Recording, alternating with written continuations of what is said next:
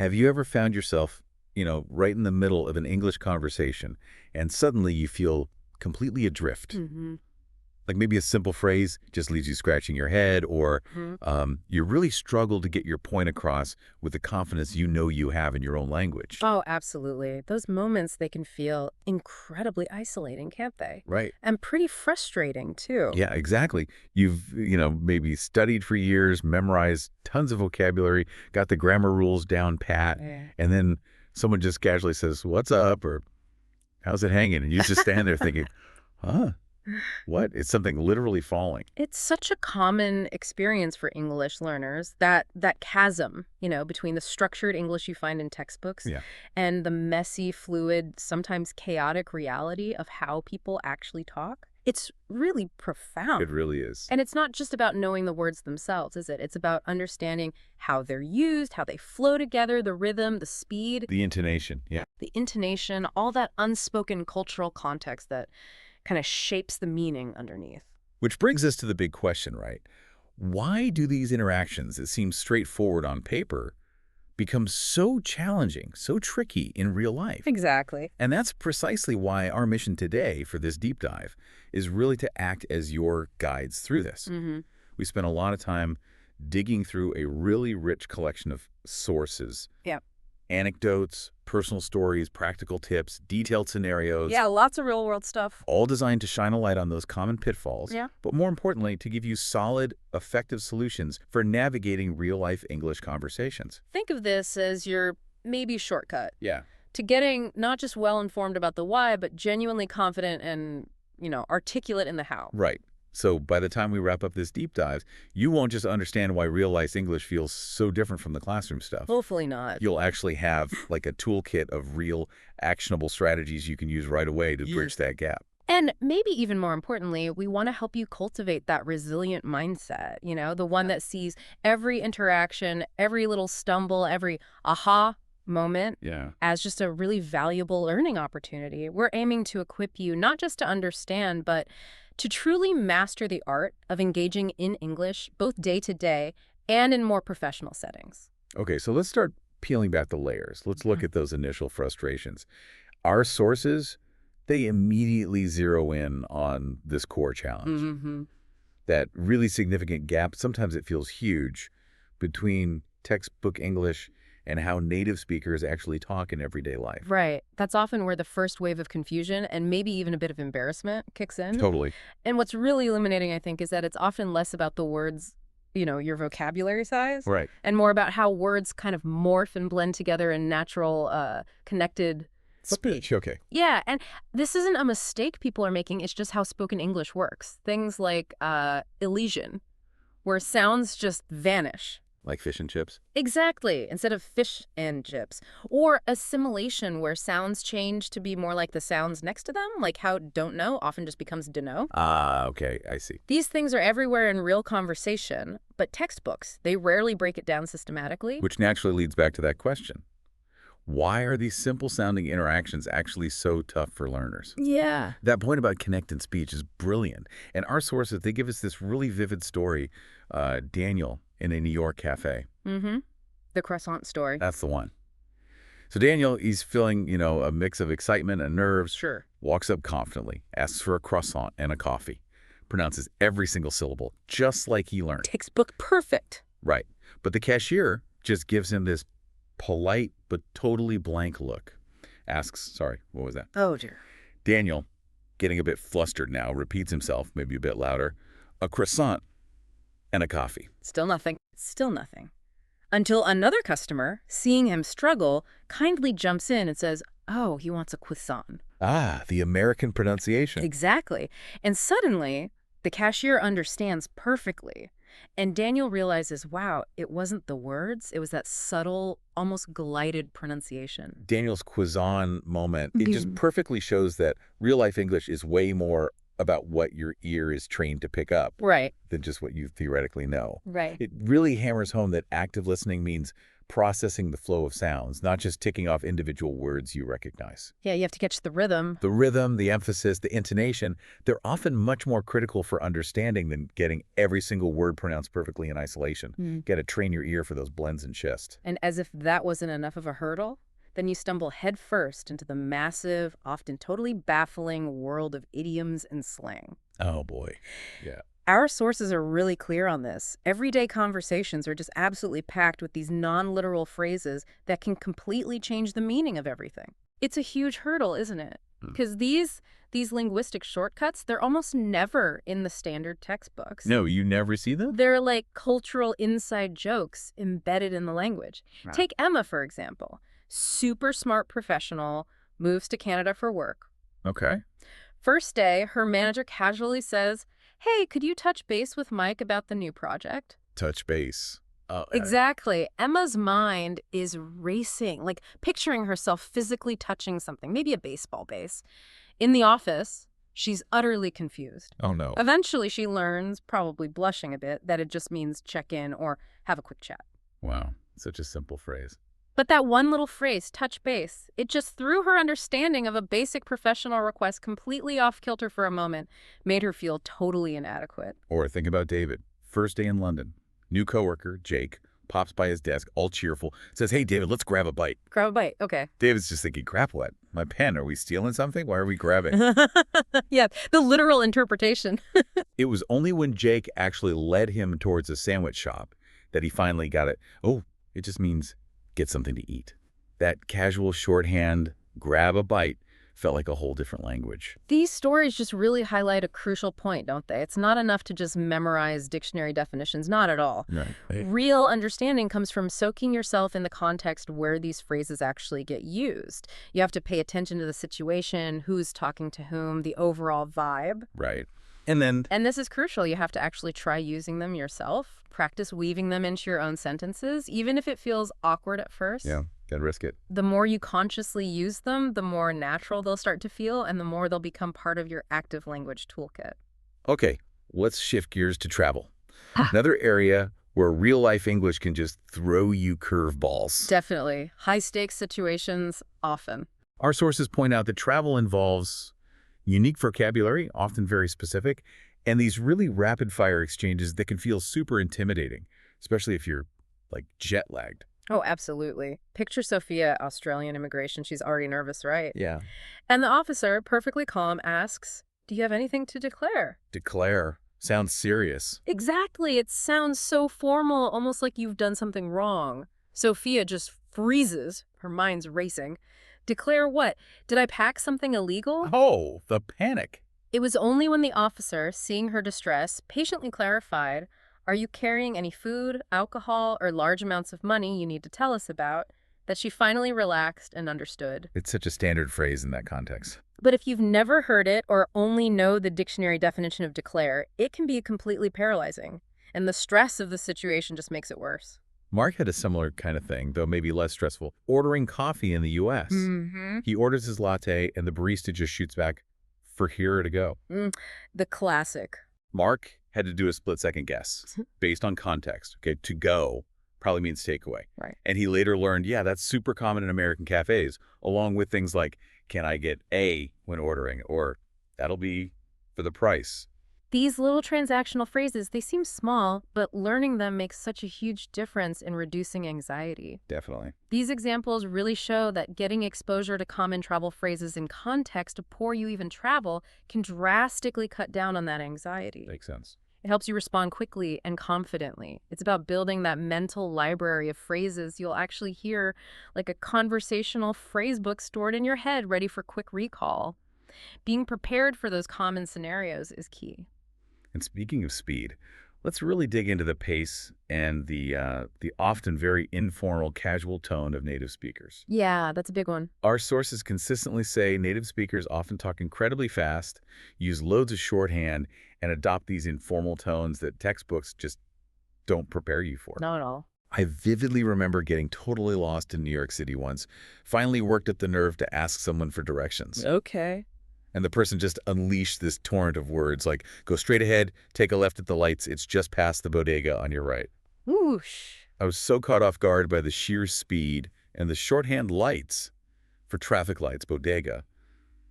I just nodded politely, mumbled thanks, walked off. And realized you were still lost. Completely lost. Had no idea where I was supposed to go. That fast, unedited, natural flow, it's probably one of the biggest hurdles for learners, isn't it? I think so. Because textbooks usually give you language that's more deliberate, kind of broken down, often artificially slowed. Yeah. Yeah. You mentioned your own experience in a shortage cafe. Yeah. You go in expecting maybe a more formal exchange, how may I help you? Right. And instead you get this super friendly but really fast, all right, love, what can I get you today? Uh-huh. Throws you off balance. Totally. That immediate switch to informal regional English, even if you studied formally, it just teaches you how vital it is to adapt to different styles and be ready for anything. It really does. And it links right back to that point. Textbooks rarely, if ever, get you ready for the real rhythm, the speed, the shortcuts of casual chat, which just underlines how crucial active listening is. Not just hearing words, but really training your ear to catch the nuances, the tone, the implied meaning, the overall gist. Even if you miss a few words. Exactly. Listening for the meaning, Yeah. not just sweating every single sound. Right. Okay, so this is where things start to feel really empowering, I think, once you kind of understand the challenges. Right, once you know what you're up against.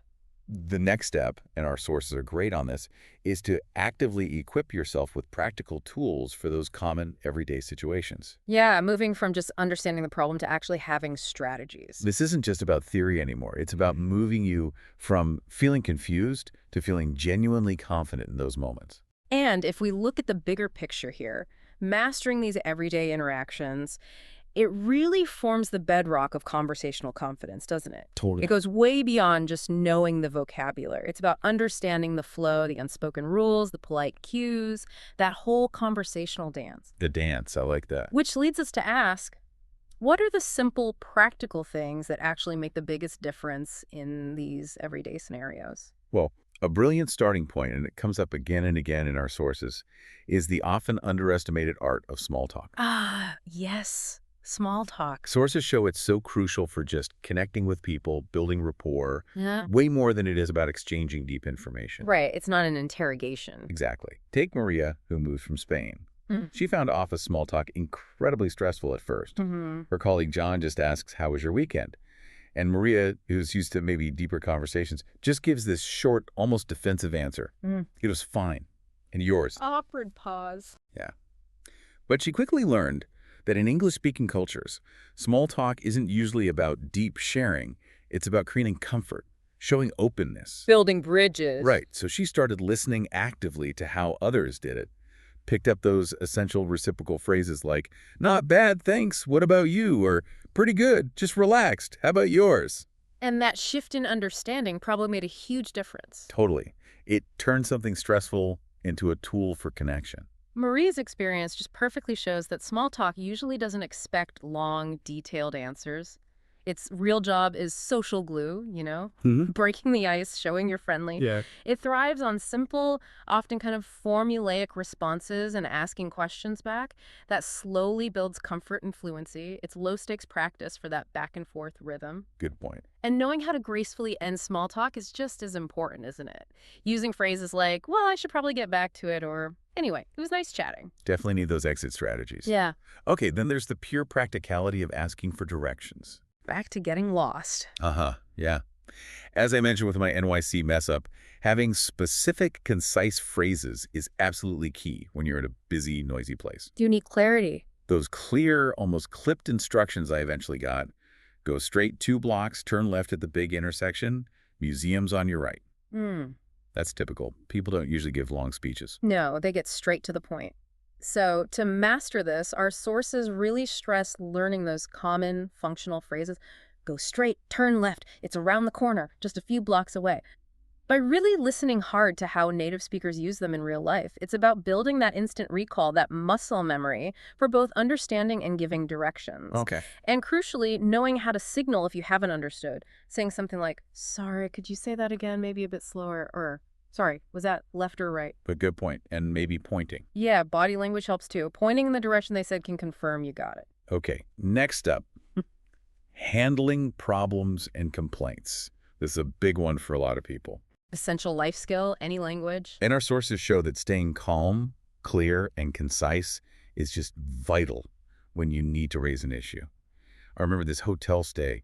The Wi-Fi was just dead in my room. Ugh, frustrating. Totally. Uh, But I knew getting angry wouldn't help. So I called the front desk, took a breath, and said calmly, "Excuse me, I'm having a bit of trouble. The Wi-Fi isn't working in my room. Could you please help me with that?"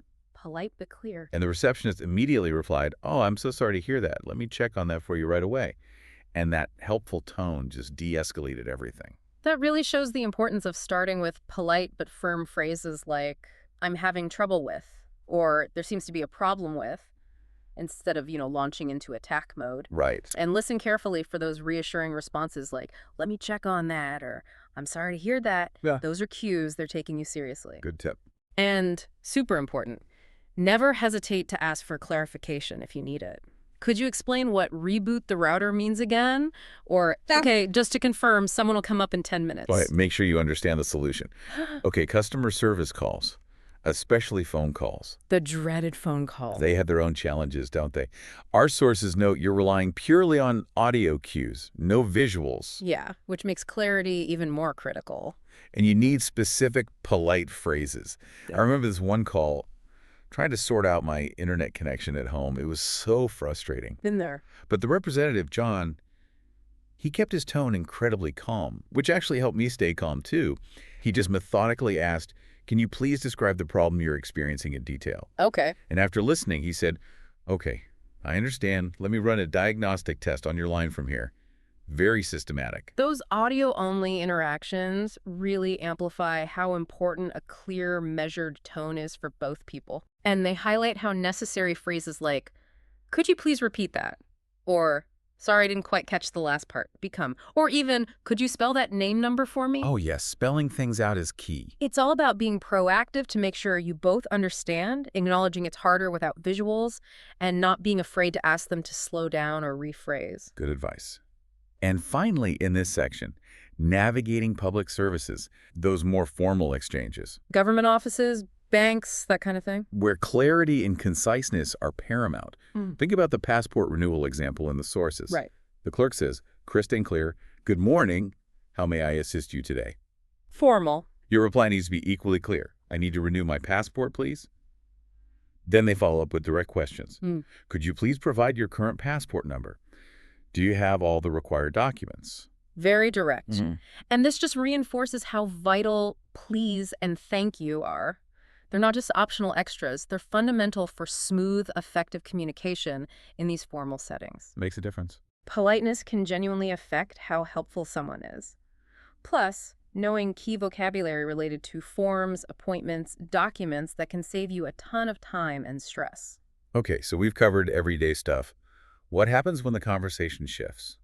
When it moves from casual chat to something more complex? Yeah, like a work meeting or giving a presentation or even just discussing more abstract ideas. Exactly. How do we handle that? Our sources give us some good guidance here, too. This really raises a crucial question, doesn't it? How do we take those foundational skills we've been talking about and adapt them, scale them up for these more demanding situations? Right. It's not just about learning more words. No, it's about adapting your whole communication style, understanding the unspoken rules of that specific context, navigating the nuances. Whether you're in a boardroom or, I don't know, a book club discussing themes. Business jargon, for instance, that's a whole different beast. Oh, absolutely. It's practically its own dialect sometimes. In meetings and presentations, that jargon and those specific phrases are everywhere, and you really need to listen actively sometimes between the lines. Yeah. Our sources give examples like a manager saying, "Let's circle back to that point later." Meaning, we'll return to it. Right. Or the classic, "All right, let's wrap things up." Meaning, let's finish the meeting. If you don't know those, you could be completely lost, miss important cues, or even fail to contribute when you should. It's true. The key here, as the sources suggest, is to be proactive. Jot down phrases you don't recognize as you hear them. Good idea. And crucially, don't be afraid to ask for clarification. Maybe during a break, or make a note to ask someone later. Okay. Beyond that, actively practicing and internalizing common business terms, finalize, confirm availability, summarize, key takeaways, action items moving forward that will seriously boost your confidence and participation. Role-playing those scenarios could help too. Definitely. Role-playing potential meeting situations is incredibly useful. Okay, what about digital communication? Yeah. Emails, texts, video calls. The language seems to shift a lot there too. Massively. Our sources really highlight how much the medium dictates the message, or at least the style. Yeah. Think about the huge difference between a formal email starting, "Dear Mr. Smith, I hope this email finds you well," Very formal. versus a quick text message, "Hey, are you still good for dinner tonight?"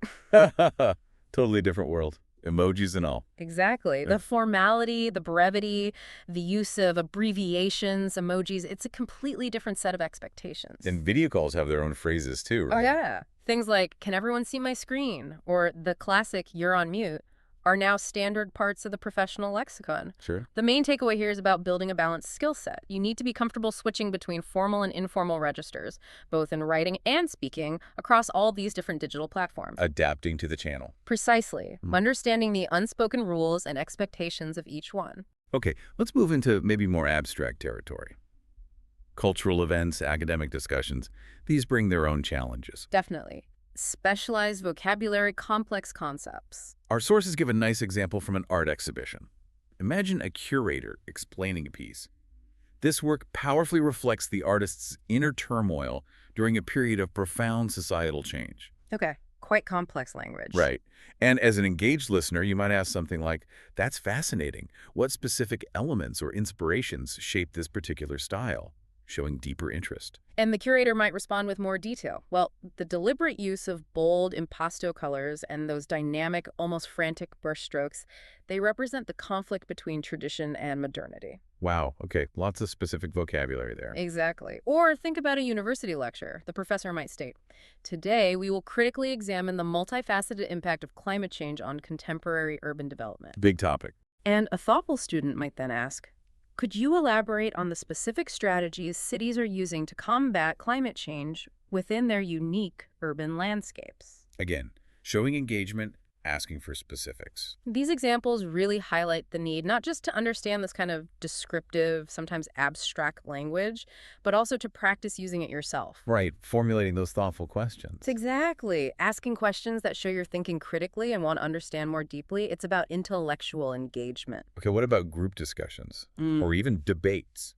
Engaging with different viewpoints needs specific skills. Absolutely. You need the right kind of phrasing for agreeing, disagreeing politely, and building on what others have said. Like in a discussion about social media's impact. Yeah. Someone might start with, "I firmly believe social media has revolutionized communication, but it also presents real challenges like privacy concerns and misinformation." Okay, balanced view. And a thoughtful response could be, "I definitely agree it has benefits, especially connectivity, but I'm curious about its more subtle effects on, say, face-to-face interaction quality." So agreeing, but adding a different angle. Exactly. Our sources really emphasize building a toolkit of phrases for this. Phrases for strong agreement. "I couldn't agree more." That's an excellent point. For polite disagreement. "I see your point, but I have a slightly different perspective." That's interesting, although I tend to think. And asking for clarification too. Crucially, all while keeping the dialogue respectful and constructive. It's a real dance, articulating your view while respecting others. It really is. Finally, in this section, let's touch on storytelling, the power of narrating personal experiences. Often underestimated, but so powerful for fluency. It really enhances engagement, doesn't it? Yeah. And your own fluency too.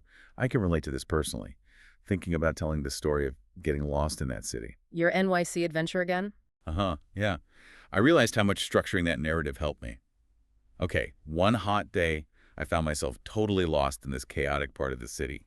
Panic set in, but then it turned into this big lesson about patience, resourcefulness. See? It forces you to organize your thoughts. Exactly. Storytelling, as our sources point out beautifully, makes you structure your thoughts logically, sequence events, express them clearly, all vital skills. Yeah. The advice is to consciously include vivid details.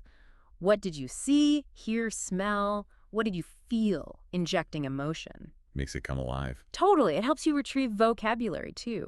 It builds not just your grammar and vocab, but your ability to connect with people on a human level. Sharing experiences builds empathy. Okay, let's shift focus a bit now.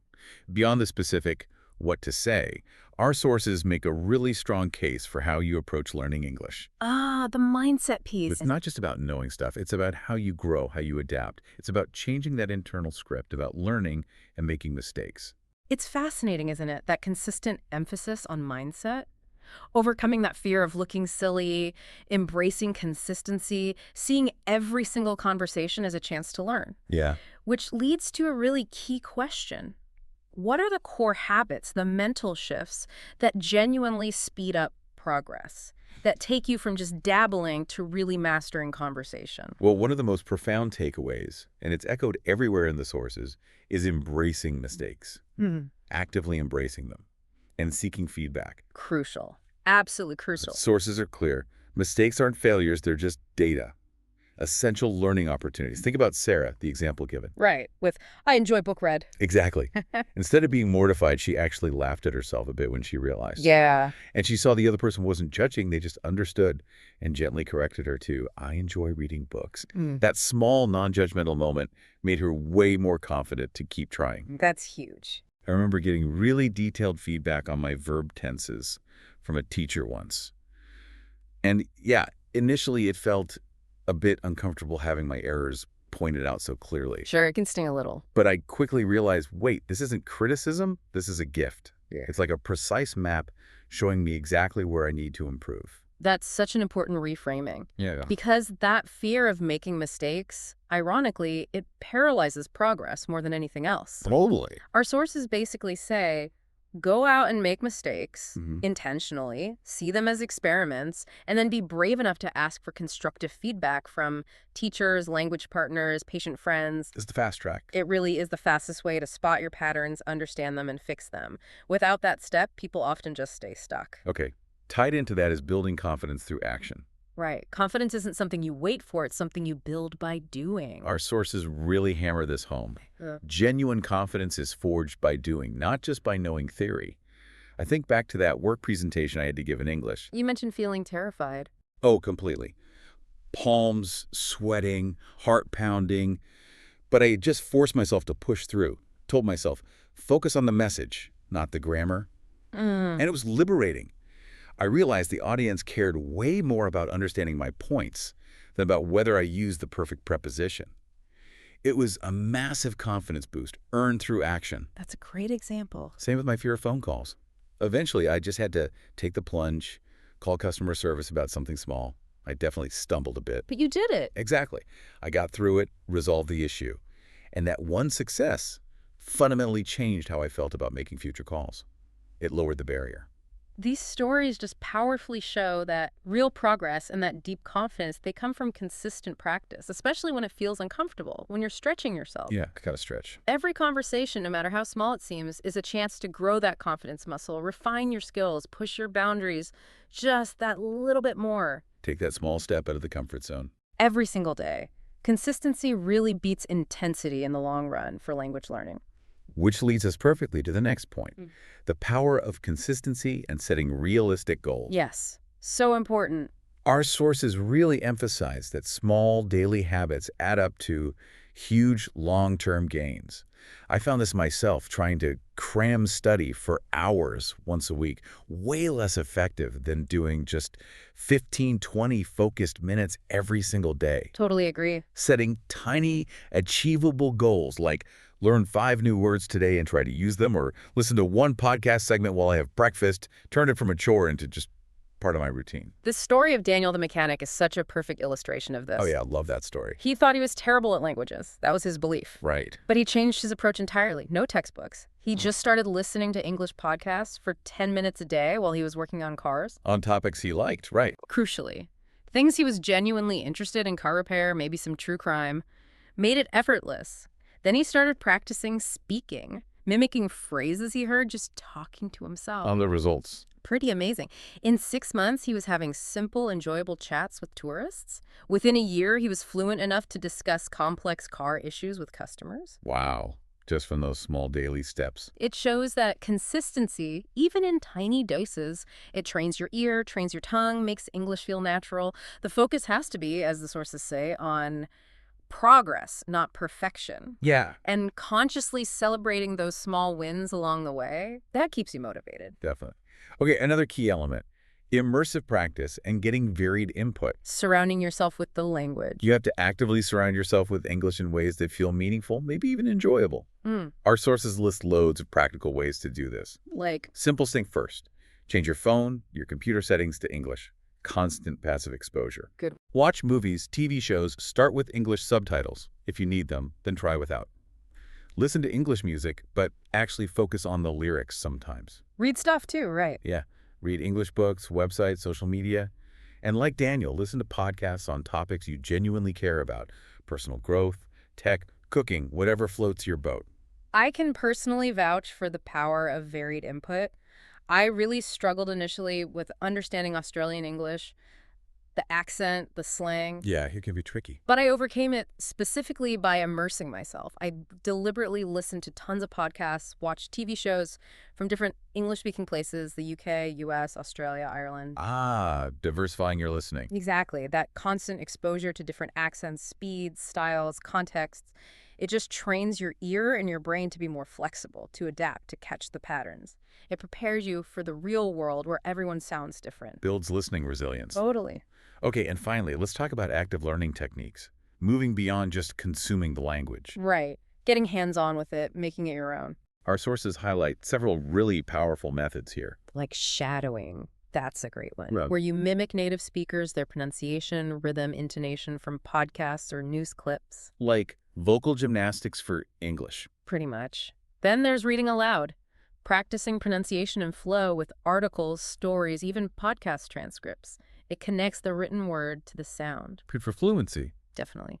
Journaling or writing in English, even just shopping lists, Mm. or using online correction tools, participating in forums, it forces recall and practice. Makes you produce the language. Exactly. Role-playing common scenarios, ordering food, asking directions, job interviews, either alone or with a partner. Builds confidence in a safe space. Mm. Finding language exchange partners online for real speaking practice, that's huge. Yeah, authentic conversation. And finally, recording yourself speaking. Listening back can be a bit cringeworthy sometimes, Uh-huh. Yeah, I know that feeling. but it's incredibly effective for spotting your own patterns, areas for improvement in pronunciation, grammar, fluency. So all these techniques together. They build muscle memory, connect speaking and writing, give you immediate personalized feedback. They really push your learning forward actively. Okay, this is where the deep dive gets, I think, really inspiring.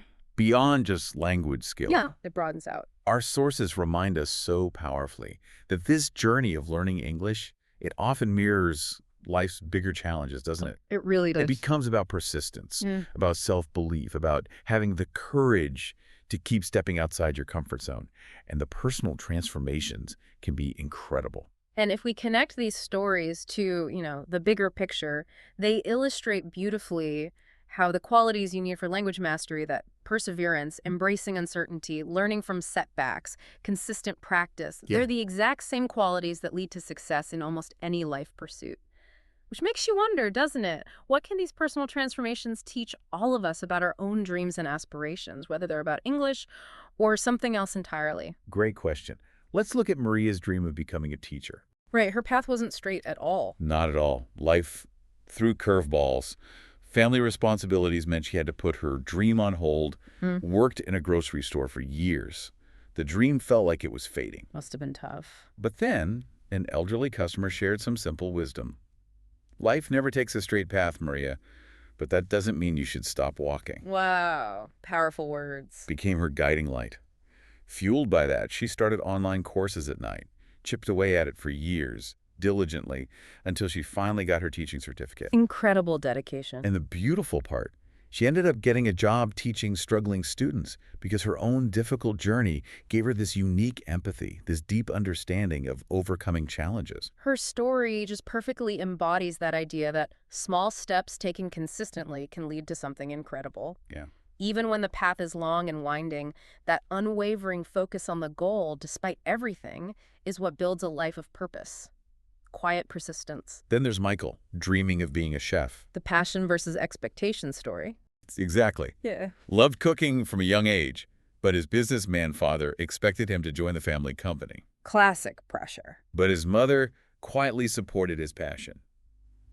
So, despite his own self-doubt, Michael entered a big culinary competition, put his dream out there, Big risk. and he won, got a scholarship. But the real win, maybe, was years later seeing his father's obvious pride visiting his successful restaurant all the time. Yeah, that's lovely. It just highlights that power of following your true passion, even when it bucks expectations.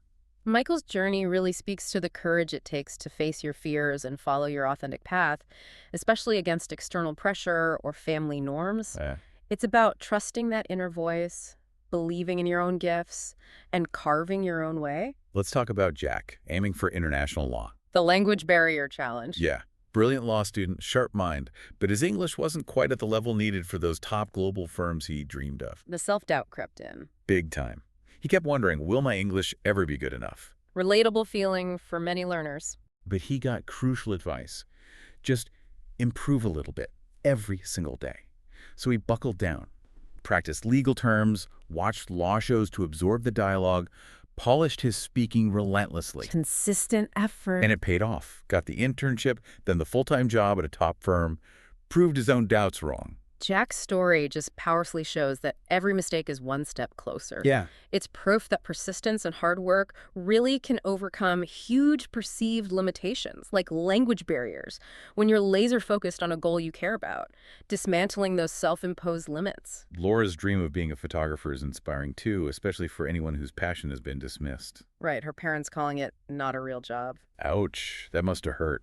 And she had her own self-doubt too, but she didn't let it stop her. She enrolled in a course, built her portfolio, shared her work online. Took action despite the doubts. Exactly. The turning point was her first exhibition. Her parents came, maybe a bit skeptical. They saw her talent, saw the public reaction, and their skepticism just melted away into pride. They became her biggest supporters. And now she's a pro. Laura's story really highlights that vital importance of self-belief and the mental toughness to push through frustration and negativity, especially when things aren't easy at first. Yeah. It's a reminder that your path is yours to define. Real validation comes from inside, not from waiting for others' approval. So true. And finally, Tom's unexpected career change. The data analyst turned photographer. Yeah. He felt stuck in his routine, kind of unfulfilled. Yeah. But he had this secret love for photography, was almost embarrassed about it. Hidden passion. He took one small step, joined a class. And that little hobby just grew. People started asking him to take photos. Then a magazine featured his work. Wow, momentum built. Totally. Eventually, he made the huge leap, quit the corporate job, and became a successful full-time photographer, finding this passion and fulfillment he never expected. Tom's transformation just powerfully underlines that it is never too late. Never too late to explore something new, to follow a hidden passion, to change direction. Often, it's that smallest first step, that tentative move, that leads to the biggest, most unexpected, wonderful change. Just giving yourself permission to explore what excites you. Hashtag outro.